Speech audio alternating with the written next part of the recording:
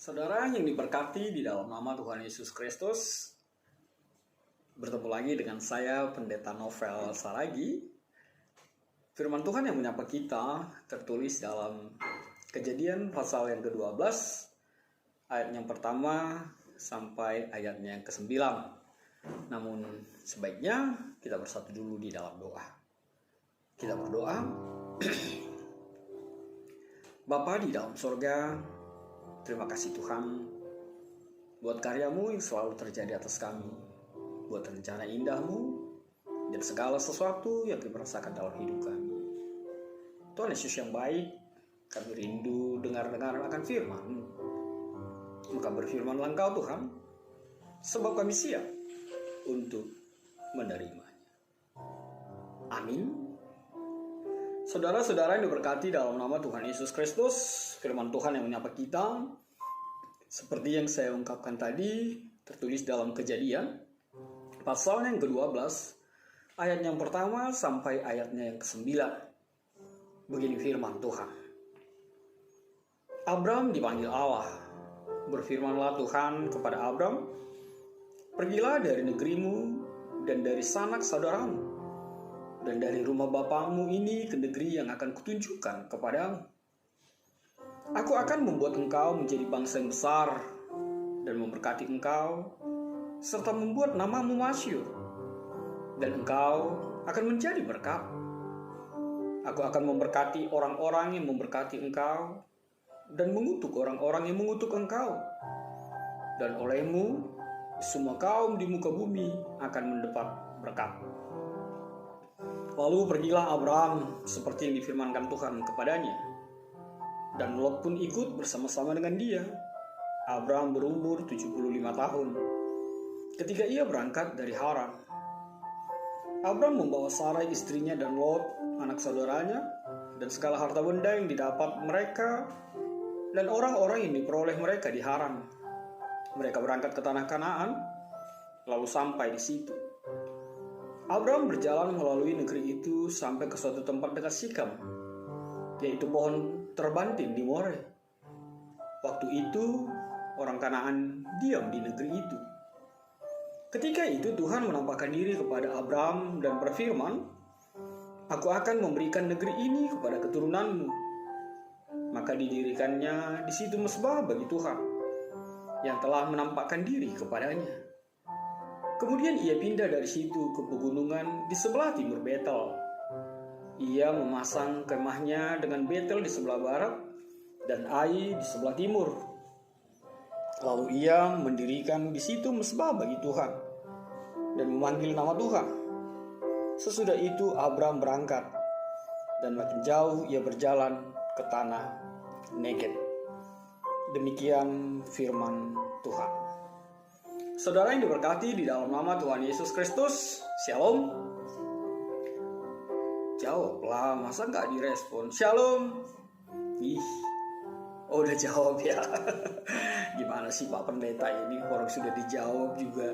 Ya, saudara yang diberkati dalam nama Tuhan Yesus Kristus, tema kita saat ini begitu luar biasa ketika Tuhan mau kita menjadi berkat. Di tengah-tengah kepelbagaian menjadi berkat. Di tengah-tengah keberagaman, memang itu agak sulit itu. Biasanya orang mau menjadi sesuatu yang berarti ketika semuanya kondusif, ketika semuanya damai, lalu dia mau tampil. Tapi kalau suasana beragam berbeda, jarang sekali orang mau menjadi berkat. Ada perbedaan pendapat, ada perbedaan sesuatu, biasanya orang semakin malas. Sudah lari, kali beda-beda berhibut saja. Orang pada pergi dan tidak mau menjadi pemersatu atau menjadi berkat di tengah-tengah kepelbagaian itu. Lalu firman Tuhan saat ini menyapa kita, bagaimana kisah seorang Abram. Ini orang pribadi yang luar biasa yang Tuhan pakai dalam perjalanan kehidupan kita sampai-sampai dia dibentuk menjadi bapa orang percaya. Mari kita melihat perjalanan kehidupan seorang yang bernama Abram itu. Firman Tuhan dinyatakan kepada kita bahwa Tuhan datang dan berfirman kepada Abram, pergilah dari negerimu, dari sanak saudaramu, dan dari rumah bapamu ini ke negeri yang akan kutunjukkan kepadamu. Apa hal yang tersulit? Hal yang tersulit adalah ketika kita pergi dari negeri, ketika kita pergi dari sanak saudara, ketika kita pergi dari rumah Bapa kita menuju tempat lain. Makanya memang banyak orang yang tidak suka merantau. Makanya banyak orang yang pengennya di kampungnya saja. Makanya banyak orang yang tidak mau atau merasa takut untuk pindah tempat, untuk pindah ke suatu daerah. Ya memang karena ya seperti itu tadi, berat sekali untuk meninggalkan kedekatan itu, meninggalkan zaman itu, situasi itu, dan pergi ke tempat lain. Makanya sering juga orang yang bilang negatif, itu kan taunya cuma di satu daerah saja itu, jalan-jalan nggak pernah, dia keluar pun nggak pernah dari kampung itu. Makanya jago kandang itu gitu ya. Dan orang tidak siap juga untuk merantau. Banyak hal, sebab memang ya kita harus memahaminya. Sulit sekali meninggalkan sesuatu yang dekat dengan kita, sesuatu yang begitu menjadi pola atau menjadi bagian dari kehidupan kita. Atau dengan sederhana kita bisa mengatakan, jarang sekali orang berani mau keluar dari zona nyaman. Susah sekali orang keluar dari zona nyaman, apalagi kalau sudah enak, sudah nyaman, sudah tenang. Udahlah, di sini sajalah kita. Tidak menjadi pribadi yang climber, tidak menjadi pribadi yang fighting, yang mau bergerak, yang mau untuk melihat ada sesuatu di luar sana yang jauh lebih dibandingkan dari situasi ini. Apalagi ditambah dengan pergi meninggalkan negeri dan sanak saudara dan dari rumah Bapa. Wah, repot sekali itu ya. Susah sekali itu. Bisa keluar dari rumah, dari tempat yang zona nyaman. Kan kalau ditanya kita semua pengennya kan berada di dalam zona nyaman semua kan. Gak suka, tidak mau konflik, tidak mau tidak mau menghadapi persoalan. Kalau boleh gak adalah persoalan, gak adalah kemelut, gak adalah pergumulan. Oh salah. Sebab apa? Tidak dimungkinkan tidak ada pergumulan, tidak dimungkinkan tidak ada persoalan. Tapi sekali lagi Tuhan mau berada di dalam situasi kepada Abraham dan kepada kita saat ini. Jangan merasa stay saja, merasa ingin sesuatu yang nyaman, sesuatu yang tenang, dan ingin selalu berada di dalam situasi yang menina-bobokkan kita. Tapi pergilah keluar. Pergilah dan cobalah untuk melihat ada dunia, ada situasi di luar sana yang membutuhkan kehadiranmu. Ada situasi di luar sana yang membutuhkan kehadiranmu, yang membutuhkan keberadaanmu. Dan Tuhan katakan kepada Abraham, pergilah, tinggalkanlah, keluarlah dari tempatmu, keluarlah dari zona nyamanmu. Itu hal yang pertama. Lalu hal yang kedua yang bisa kita lihat di sana adalah Tuhan mau mengatakan bahwa tidak hanya meminta untuk pergi, meminta untuk meninggalkan tanpa arah yang pasti.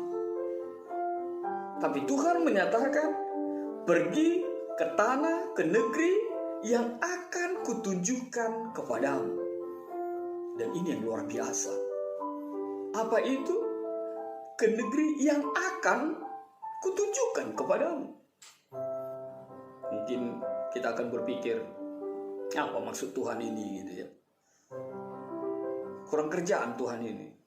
Ya coba bayangkan kalau kita sendiri dikatakan, ayo pergi ke sana yuk gitu. Ke sana mana?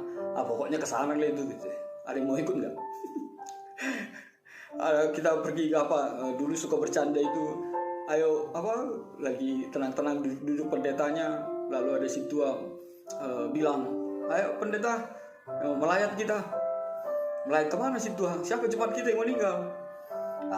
Pokoknya kita carilah dari mana gitu ya. Kan aneh itu ya. Ayo pergi kemana? Katanya kan. Apa pula pergi kemana? Atau pula pergi ke sana atau ke sana yang tidak jelas. Ada apa ini? Tapi ternyata Tuhan mau mengatakan kepada Abraham sebelum dia berganti nama, Tuhan mau menyatakan kepada Abraham, sudahkah perjalananmu keluar atau perjalanan kehidupanmu disertai dengan iman percayamu. Tuhan melihat keberadaan Abraham itu. Sudahkah Abraham berjalan dengan imannya? Sudahkah Abraham berjalan dengan kepercayaannya kepada Allahnya? Atau hanya berjalan saja? Atau hanya melakoni segala sesuatu? Atau hanya melakukan apapun tanpa kekuatan iman percaya kepada Tuhan? Tapi sekali lagi Tuhan mau mengatakan kepada Abraham, berjalanlah dengan imanmu. Dan itu hal yang luar biasa. Kita berjalan dengan iman. Jalan serta Yesus.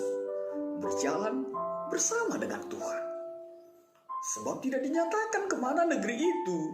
Tapi Tuhan mengatakan, ayo berjalan, keluarlah. Tuhan mau mengatakan, kalau kau percaya sama aku, bergeraklah, tinggalkanlah, dan ikutlah, dan patuhilah apa yang nanti akan kukatakan kepadamu. Dan luar biasanya, seorang Abraham, dia tidak pakai tanya-tanya, dia tidak dialog, dia tidak berdebat, tapi dia angkat koper, lalu dia berangkat. Dan hal yang luar biasa, yang ketiga, pesan yang mau disampaikan di dalam keberadaan itu adalah dia membawa keluarganya, bahkan Lot, dan juga orang-orang yang dekat dengannya.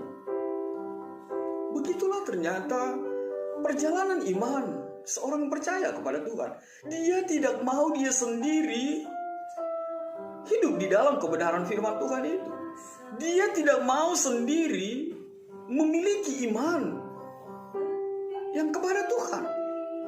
Tapi ada iman yang kuat yang menggerakkannya sehingga dia mengikut sertakan keluarganya, orang-orang yang terdekat dengannya. Kan sedih sekali rasanya kalau hanya bapak saja yang masuk surga. Sedih sekali rasanya kalau mama sendiri yang masuk surga. Walaupun sering kita bilang masuk surga itu gak bisa boncengan, benar.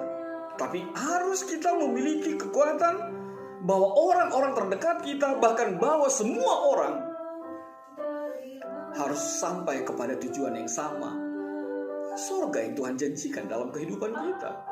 Maka ajaklah orang-orang terdekatmu, maka ikut sertakanlah keluargamu mencapai tujuan itu, mencapai keselamatan itu, berjalan dengan imanmu.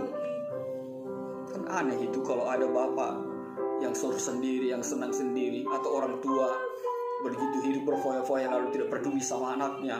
Itu aneh itu kan.